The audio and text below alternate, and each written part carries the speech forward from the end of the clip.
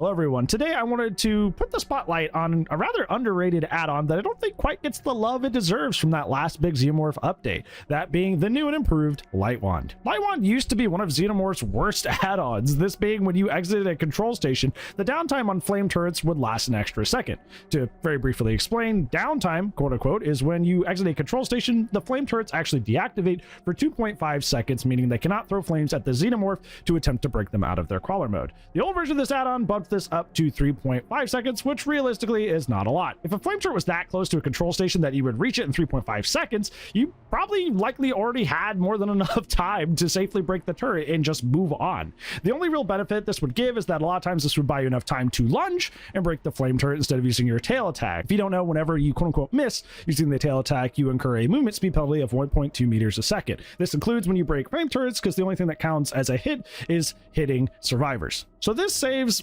some time, but realistically, running a hold add-on just to do that really isn't worth it. Furthermore, as time has passed and Xenomorph has been released into the game of Dead by Daylight, more survivors realize that placing flame turrets right next to control stations honestly isn't that great, so they're placing them further and further away from control stations, meaning that if you only have 3.5 seconds of downtime, you're realistically not going to see a lot of value out of this add-on, as they will already be up by the time you reach them. However, now, current Light Wand, the new version of Light Wand, increases the downtime by 3 seconds, meaning that you have a whopping 5.5 seconds of downtime upon exiting a control station. This makes the add-on far more helpful. Now, even if the survivors have correctly placed the flame turret further away from the control station, the flame turret will likely still be deactivated by the time you reach it, or have just barely turned on, so you just smack it and get it out of the way. This in tandem with one of Xenomorph's best add-ons, Lambert's Star Map, which lowers the flame turret range from 10 meters down to 8. This combo is nasty because when you exit a control station, flame turrets will be deactivated forever, and even if you get close enough to a flame turret for it to turn on in time, you've nerfed their range with Lambert's Star Map, meaning that you could very easily get out of the range of the flame turret, sometimes without it even turning on,